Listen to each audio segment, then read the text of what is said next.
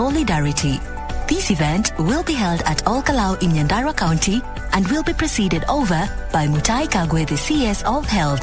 Safe blood transfusions are critical aspects of care and public health, and there is need for consistent blood bank in Kenya, as there is someone who needs blood every 2 seconds. You are encouraged to regularly and voluntarily donate blood in order to address the current shortage. Help save lives by donating blood. The Anti-Counterfeit Authority, ACA, will be marking the World Anti-Counterfeit Day on the 15th of June 2022, a culmination of activities that began in Machakos County in collaboration with their Department of Trade. ACA is the parastatal ensuring no counterfeits find their way into the Kenyan market. The day will be marked with the launch of the Recordation Program, an innovation that will enable businesses and consumers to identify counterfeits from an electronic database. Saying no to counterfeits for your prosperity, health, and safety. This event will be live on KBC Channel 1.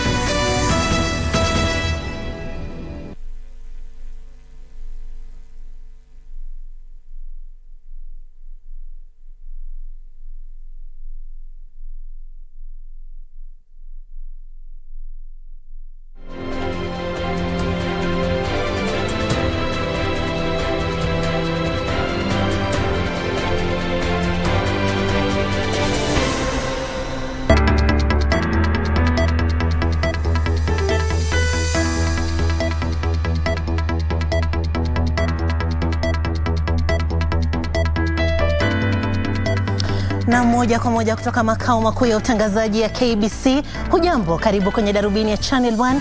Leo ikiwa tarehe 14 mwezi wa 6 mwaka 2022, ambapo mtazamaji, kama kawaida yetu, tumekuandalia mengi yaliyojiri, lakini kwanza tupate vidokezo.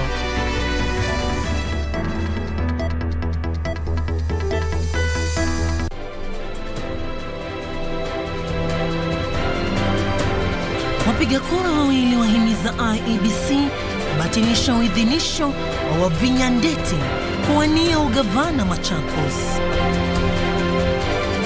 Kiwango cha maambukizi ya COVID-19 humo nchini chapungua kutoka 9.9% hadi 9%. Na mwanamume wa umri wa miaka 40 ahukumiwa jela maisha kwa kumnajisi msichana wa umri wa miaka 10.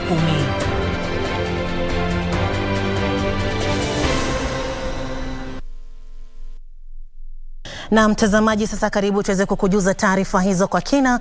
Jina langu ni Sarafina, Robi, mwenzangu ishara ni Susan Thuku.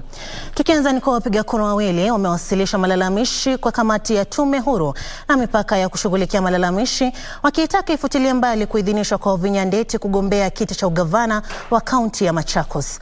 Walalamishi hao wawili wanatilia shaka uhalali wa shahada ya degree ya Ndeti wanayosema haitambuliwi nchini Kenya, na jinsi tunavyokuarifu pia ni kuwa mwaniaji wa ugavana wa kaunti ya Mombasa Mike Sonko amewasilisha ama anapinga sababu za kutoidhinishwa na tume ya IEBC kugombea kiti hicho, ambazo ni pamoja na kutokuwa na vyeti asili na kubanduliwa ofisini.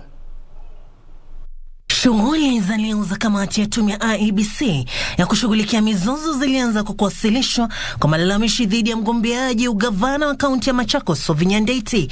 Walalamishi wawili, Gideon Gewa na Kisilo Motisia, walienda katika kamati hiyo wakitaka kuidhinishwa kwa Ndeti kufutiliwe mbali, wakidai kwamba shahada yake ya degree ya mwaka 1995 katika masomo ya kompyuta kutoka chuo kikuu cha South Bank cha London hakitambuliwi nchini Kenya. Pia wanatilia shaka uhalali wa shahada yake ya uzamili katika masuala ya biashara kutoka chuo kikuu cha City mjini London, ambayo alipata miaka 3 kabla shahada ya kwanza. The degree which is submitted to IEBC is not authentic. You can easily go to River Road here and produce a degree certificate under the University of London. And then you present it to the Commission for University Education. They will say that degree is recognized. Wavinya kupitia wakili wake anasisitiza kwamba shahada zake ni halali na kwamba aliidhinishwa kugombea uchaguzi mwaka 2017 kwa kutumia shahada hizo. The only qualification for a person qualified as a governor in this respect is a university degree. A university degree has been produced. The nature of the orders being sought by the complainant, in my view, will fall within the definition of unreasonableness. Hiyo itatoa uamuzi tarehe 18 mwezi huu. Wakati huo mwaniaji gavana wa kaunti ya Mombasa Mike Sonko anasisitiza kwamba aliidhinishwa kugombea kiti cha ugavana wa kaunti ya Nairobi mwaka 2017 kwa kutumia vyeti hivyo vyake ambavyo sasa vinatiliwa shaka. Kupitia mawakili wake, Sonko pia anasema kesi yake ya kumbandua mamlakani iko katika mahakama ya juu. Sonko vile aliandamana na kiongozi wa chama cha Wiper Kalonzo Musyoka miongoni mwa wengine. Our constitution is very clear. Unless you have exhausted all the channels under the law, huwezi kuzuiliwa to run for any office. Swala hilo litaamuliwa hapo kesho. Na mtazamaji, tukisalia mahakamani, bado ni kuwa mwanaume mmoja umri wa miaka 40 amehukumiwa kifungo gerezani katika mahakama ya Rongo baada ya kupatikana na hatia ya kumnajisi msichana wa umri wa miaka 10. Cleophas Otieno almaarufu Kili anasemekana kutekeleza kitendo hicho cha kinyama katika kijiji cha Anindo kwenye kaunti ndogo ya Wendo asubuhi ya leo ya tarehe 26 mwezi Novemba mwaka 2020. Mwingine wa unajisi. Jumatatu asubuhi, hakimu mkuu mkazi wa Rongo Raymond Langat alimhukumu Cleophas Otieno kifungo cha maisha gerezani baada ya ushahidi kudhibitisha kwamba ana hatia. Sentence the accused person to serve life imprisonment. You have 14 days to appeal. Hakimu Langat alisema kuwa tathmini ya umri inaonyesha kwamba mwathiriwa ni mtoto wa umri wa miaka 10. The complainant in this case was barely 10 years old. She was a child of tender age. Mtoto huyo pia alimtambua mshukiwa huyo kuwa jirani na hivyo kumhusisha zaidi katika uhalifu huo. Otieno almaarufu Kili amekuwa kizuizini baada ya kushindwa kutoa bondi ya shilingi 100,000. Kwingineko, maafisa 5 wa zamani wa bunge la kaunti ya Homa Bay walioshtakiwa kwa makosa 11 yakiwemo njama ya kutekeleza ufisadi, kujipatia mali ya umma kinyume cha sheria na matumizi mabaya ya mamlaka miongoni mwa mashtaka mengine wamepatikana na hatia ya kufuja pesa za umma za jumla shilingi milioni 27.8. Watano hao ambao ni aliyekuwa katibu wa bunge hilo Bob Cleophas Otieno, aliyekuwa afisa mkuu wa kifedha Caroline Sang, aliyekuwa kiongozi wa wengi katika bunge hilo Michael Owino Oro, aliyekuwa kiongozi wa wachache katika bunge hilo Isaac Osuo na aliyekuwa msimamizi wa masuala ya kifedha katika bunge hilo Morris Amek. Hata hivyo, maafisa wawili akiwemo mwanachama wa zamani wa bodi ya huduma ya bunge hilo Judith Omogi na aliyekuwa mhasibu Edwin Omondi Okelo waliondolewa lawama kwa ukosefu ushahidi. Washtakiwa hao wanadaiwa kuilaghai serikali ya kaunti hiyo kupitia ununuzi bidhaa na huduma za umma kwa njia zisizofaa. Linchalo, Darubini. Na mkando na taarifa hizo za mahakamani, mtazamaji, kwingineko ni kuwa Rais Uhuru Kenyatta amepata tuzo ya mwaka huu ya jinsia barani Afrika kwa kutetea usawa na ustawi wa kijinsia nchini. Akipokea tuzo hiyo katika ikulu ya Nairobi, Rais alipongeza Muungano wa Afrika kwa kutambua uongozi wa Kenya katika kutekeleza azimio la Muungano wa Afrika kuhusu usawa wa kijinsia kwa kufanikisha hali hiyo katika maisha ya wanawake, wanaume, wasichana na wavulana. Tuzo hiyo ni mbinu ya kuchunguza na kumtuza Rais mkuu wa serikali ambaye amedhihirisha ufanisi wake katika kuimarisha usawa na ustawi wa kijinsia kuambatana na azimio la Muungano wa Afrika kuhusu usawa wa kijinsia. Asante sana. You're welcome, Excellency. To say and to engage us all. I wish to express my deep appreciation, asante sana, for the award and to commend the Gender is My Gender campaign for this noble initiative, which is indeed an inspiration towards our efforts of fulfilling our promise of advancing gender equity and equality, empowerment of our women and girls, and a cohesive, inclusive society, both here in Kenya and on our African continent. Asanteni sana. Thank you. We are very pleased Kenya has been selected as a recipient for this award. This is after careful evaluation of the country's report on the implementation of the commitment of the Solemn Declaration of Gender Equality in Africa. I thank Gender is My Agenda campaign network and the selection team for a job very well done. Your Excellency, getting this far is attributed to a strong political leadership and support of His Excellency the President, Uhuru Muigai Kenyatta. Diaspora diplomacy, cultural diplomacy. President Kenyatta, during the last 10 years, has led from the front. Naam. Kwingineko mtazamaji, ni kuwa idara ya afya katika kaunti ya Mombasa imewahimiza wale wanaoishi au kuzuru jiji hilo la pwani wachukue hatua ya tahadhari dhidi ya COVID-19. Afisa mkuu wa afya ya umma Dr. Khadija Shekle alisema kuwa sawia na sehemu nyingine nchini, jiji la Mombasa katika siku chache zilizopita limeshuhudia ongezeko la visa vya maambukizi ya COVID-19. Afisa wa afya katika kaunti ya Mombasa wanasema wako katika hali ya tahadhari kuu, huku nchi hii ikiendelea kushuhudia ongezeko la visa vya maambukizi ya COVID-19. Kiwango cha maambukizi ya COVID-19 kimekuwa kikiongezeka katika kaunti hiyo. Actually, it is 9.9% infection rate, while in Mombasa we have gone to 10%. So we are actually seeing an increase of COVID, and we just pray that it will not be another big wave or a bad wave like before. So far so good, we are praying hard. Afisa mkuu wa afya ya umma Daktari Hadija Shiheli amewataka wenyeji kuzingatia kanuni za kiafya. The positive cases have all been mild. We have had 10 positive cases yesterday, 2 the day before. All mild, they've not been admitted. There isn't any high acuity of disease, no needing admission. Yeah. It's only curative kind of a care where you have to, in outpatient care setting, adopt these practices so that others who could be more vulnerable, they do not catch it. Lakini je, wakaazi wana maoni yapi kuhusiana na takwimu za hivi punde? Heri kuvaa mask kutofungiwa nje.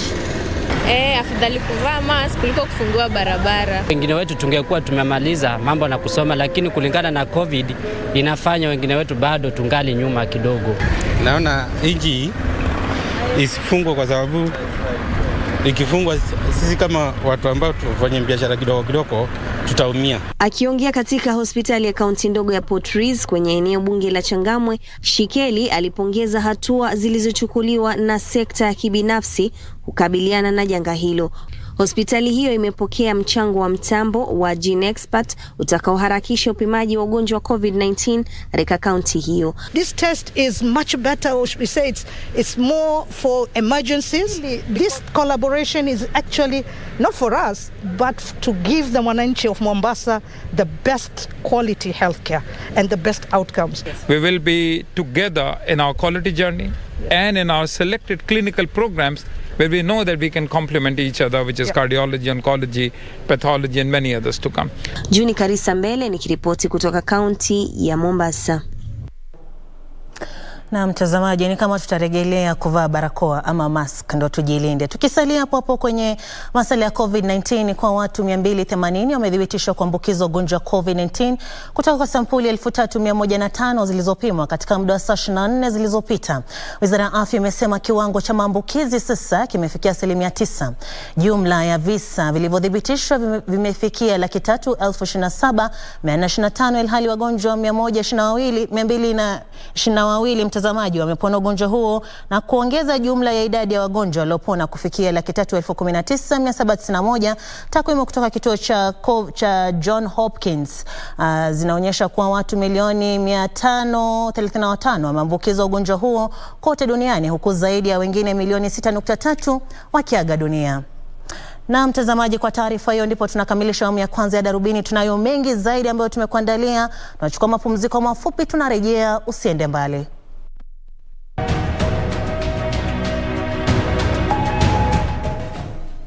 this plot was allocated to the Union of Kenya Plantation and Agricultural Workers in 1963.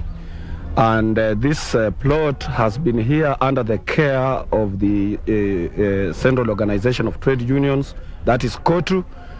And recently, when we went to check at the Lands Department for the purposes of developing the very plot, we found out that it had been illegally allocated.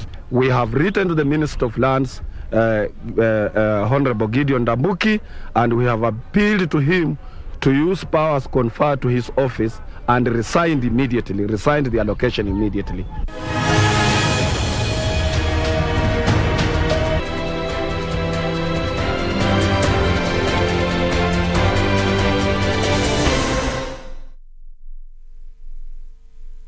Kupata lazima nishike kama sikiza tune yako. Bonyeza *811 962 hash. Lazima nishike mapema. Nisiposhika hii simu mapema utakasirika. Unajua mimi nikiwa mtu ya marathon najua niko na experience kabisa. Niko na experience. If you don't hurry, you will not break the record. Okay, wacha nishike hii simu.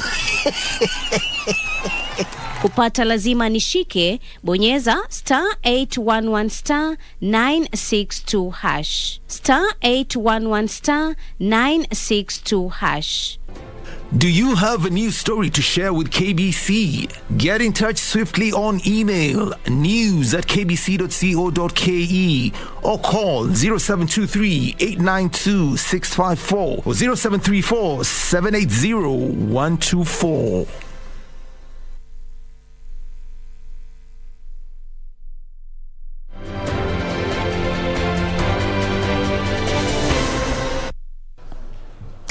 Na mtazamaji, unaendelea kutazama Darubini ya Channel 1. Kumbuka unaweza kutupata mbashara pale Facebook, YouTube na Twitter at KBC Channel 1 at Sarafina_Robi, na vile vile mtazamaji hapa studioni naye mwenzangu Timothy Kipnusa ambaye atakuwa anakuletea taarifa za spoti.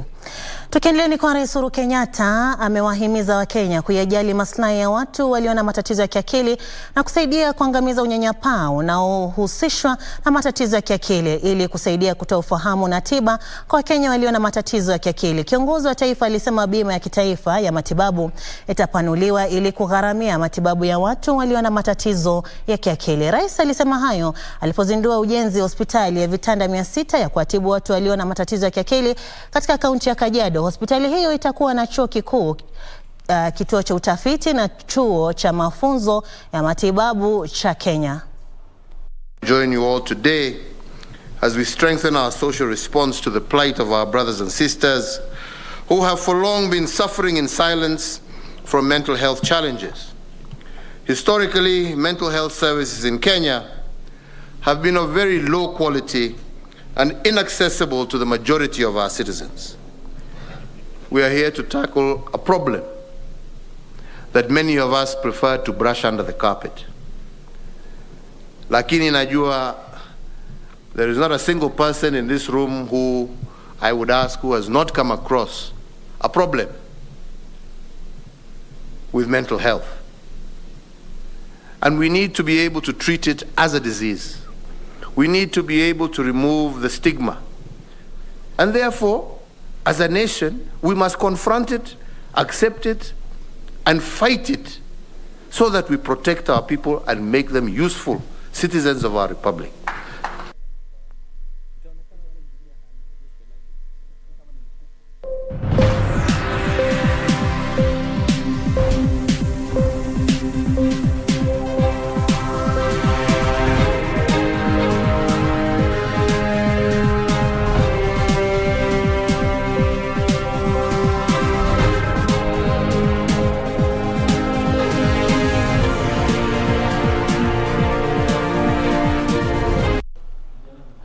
Na mtazamaji, sasa karibu kwenye safu ya biashara.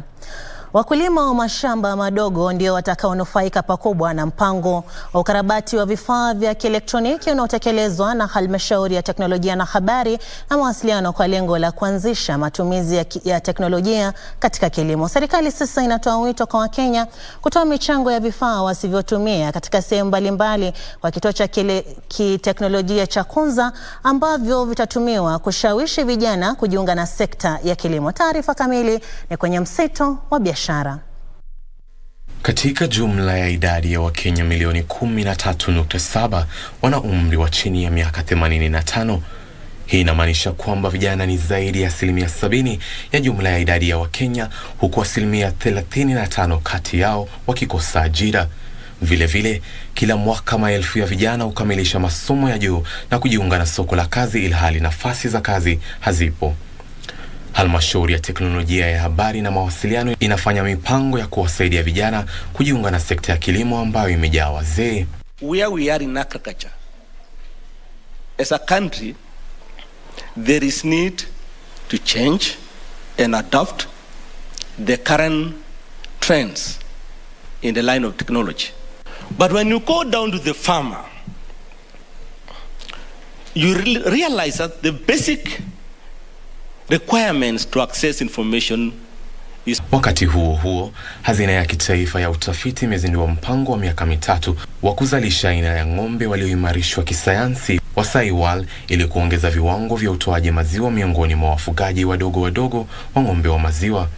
Shirika la utafiti wa kilimo na mifugo nchini limesema mradi huo tayari umeanza kutekelezwa katika kaunti ya Narok na hatimaye utaanzishwa katika kaunti zote kame. We also thank Alro so much for assisting these farmers to come all the way from the Cebu cow to the better cow upgraded Saiwal breed, of which we are now proud of having 309 newly born crops as compared to some years back where there is no single even calf for AI.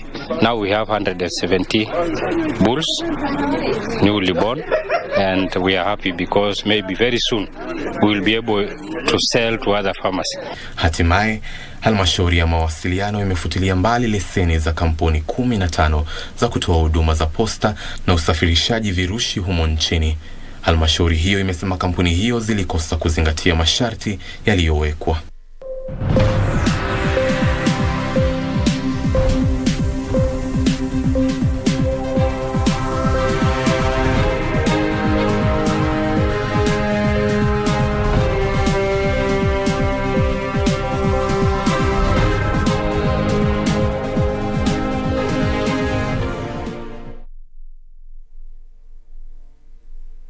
Our arts and entertainment industry has evolved over the years.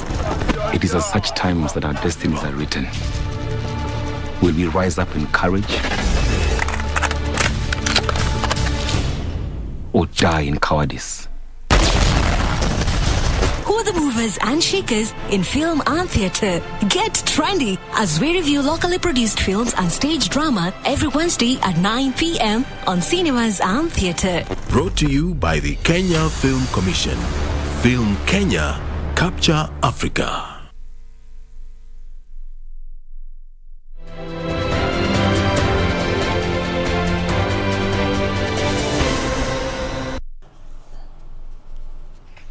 Na mtazamaji, tukiangazia masala ya afya kwenye magatuzi, ni kwa vita dhidi ya saratani ya mlango wa uzazi imepigwa jeki kufuatia mchango wa mtambo wa chirotherapy na thermoablation kwa chuo cha mafunzo ya matibabu cha Kenya. Mtambo huu utasaidia kutoa mafunzo, uchunguzi na utafiti. Saratani hiyo ni ya pili katika magonjwa yanayosababisha vifo vingi vya wanawake humo nchini, ambapo mwaka 2020 pekee ulisababisha vifo 3211 vya wanawake. Kwa habari hizi na nyingine, hapa ni mkusanyiko wetu wa habari za kaunti.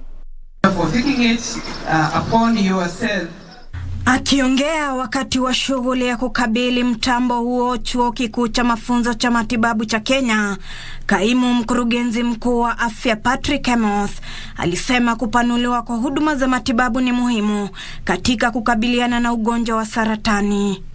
Zaidi ya wahudumu 6,000 wa afya katika hospitali mbalimbali kote nchini walipokea mafunzo hayo mwaka 2021 pekee. So aware of the effects of these gases in terms of climate change, and therefore we should be able to embrace modern technology. Breast cancer is the #1 cancer according to the Kenya Cancer Registry. So trying to tie #1 and #2 together to be able to develop a joint intervention. Na familia ya wanafunzi wawili wasichana wa shule moja ya msingi waliobakwa na kutungwa mimba katika kijiji cha Tebeson katika kaunti ya Uasin Gishu mwaka uliopita bado hawajatendewa haki.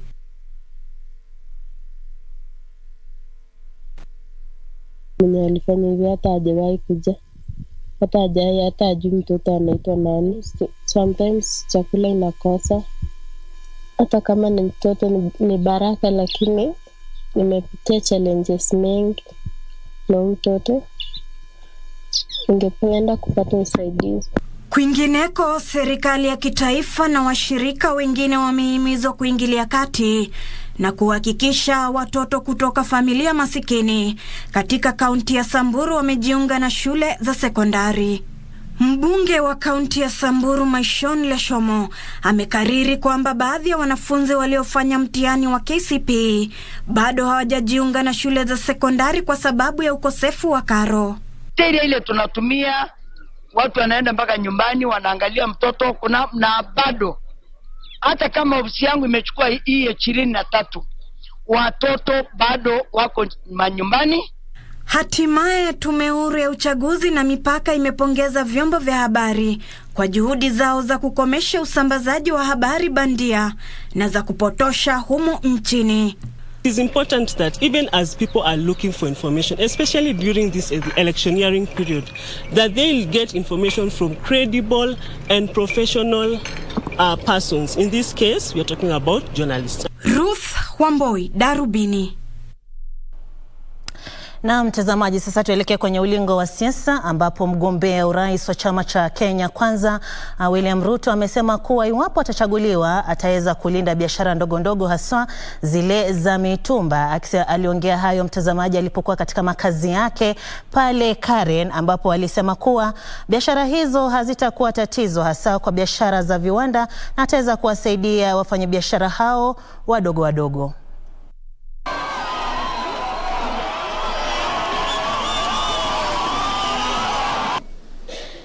Kazi ya serikali sio kukuja na kucriminalize biashara yako. Hapana.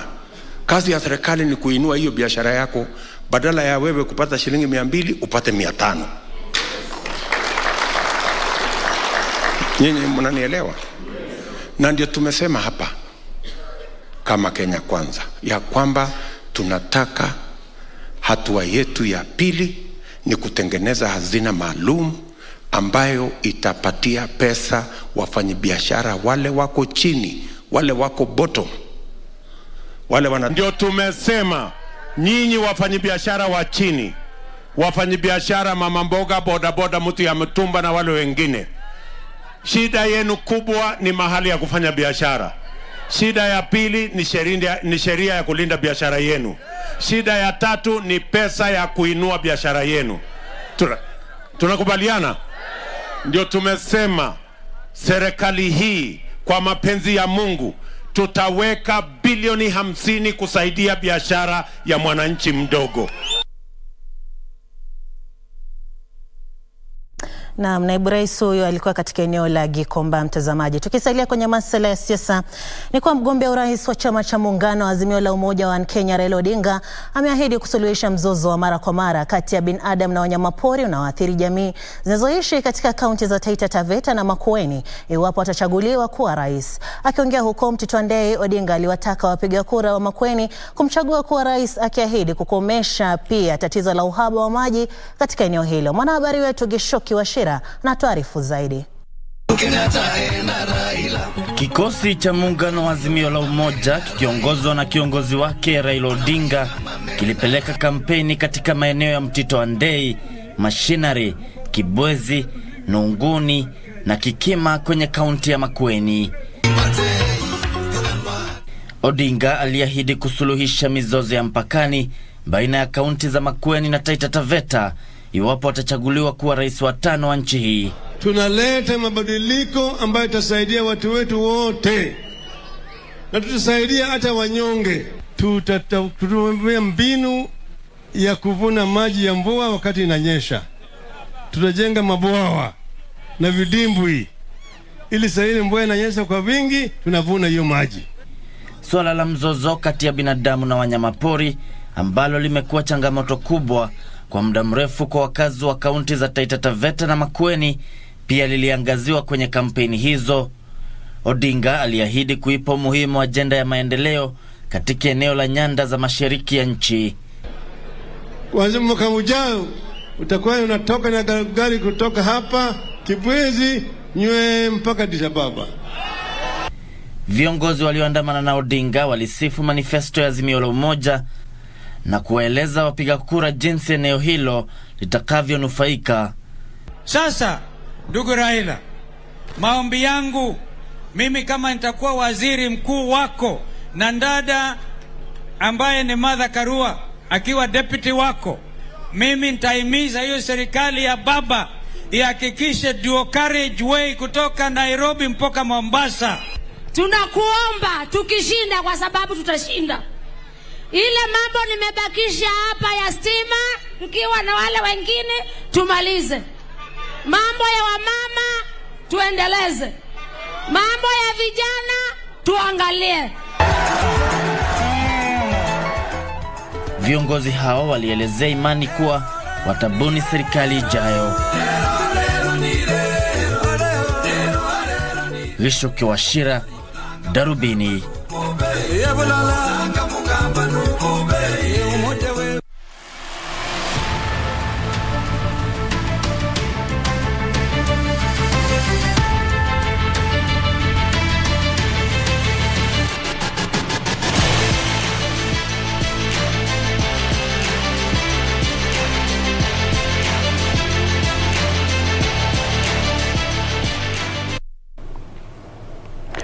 Siku zote tunasema si mchezo kukosa michezo kwenye Darubini. Hivyo basi karibu tucheze sote michezoni. Naitwa Timothy Kipnusu.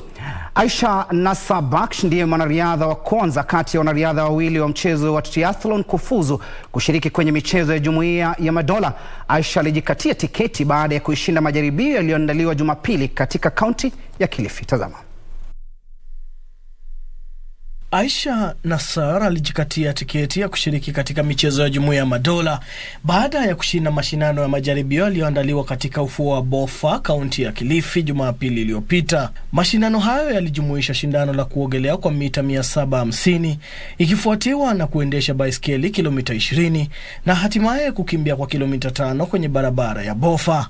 Aisha alishinda majaribio hayo kwa muda wa saa 1, dakika 21 na sekunde 54, akifuatwa kwa karibu na Vivian Hilia kutoka Mombasa aliyetumia muda wa saa 1 dakika 23 na sekunde 6. Megan Irungu alimaliza watatu kwa muda wa saa 1 dakika 32 na sekunde 6. Being first is of course a great feeling. It gives me the motivation to keep pushing and not to give up. And to continue believing in myself.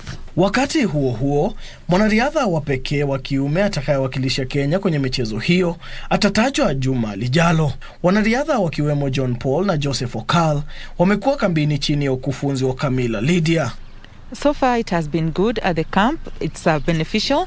At start, one of my athletes who's coming from Mombasa had a problem with the altitude, but now he has adapted very well and training is going on well.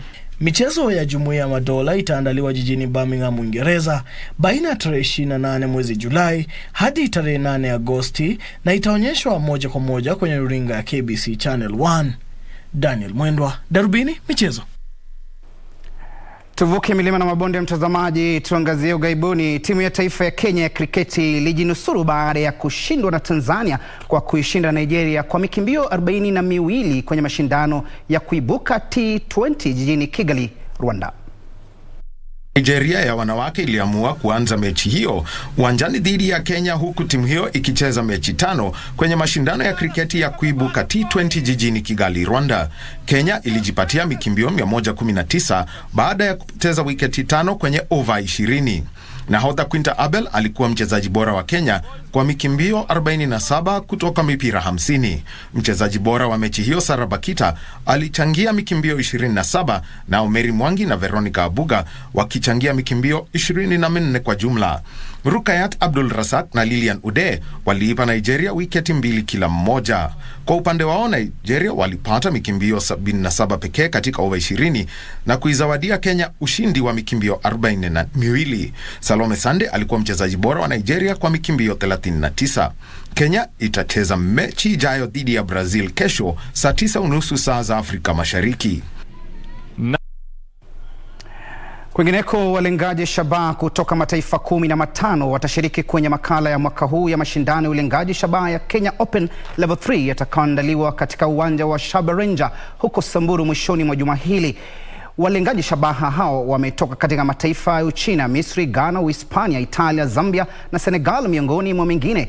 Pang Yuan wa Uchina alikuwa kwanza kuwasili humo nchini leo na kuelekea katika klabu cha ulengaji shabaha cha Robi kwa mazoezi. Mashindano hayo yamewavutia zaidi ya walengaji shabaha 100 na yataandaliwa kulingana na sheria za shirikisho la kimataifa la mchezo huo. Aidha, mashindano hayo yatatumiwa na walengaji shabaha wa Kenya kujiandaa kwa mashindano ya dunia yatakayoandaliwa baadaye mwaka huu nchini Thailand. Kenya itakuwa na idadi kubwa ya walengaji shabaha wakiwemo Ibrahim Ndungu wa Belida na Belida Okoth.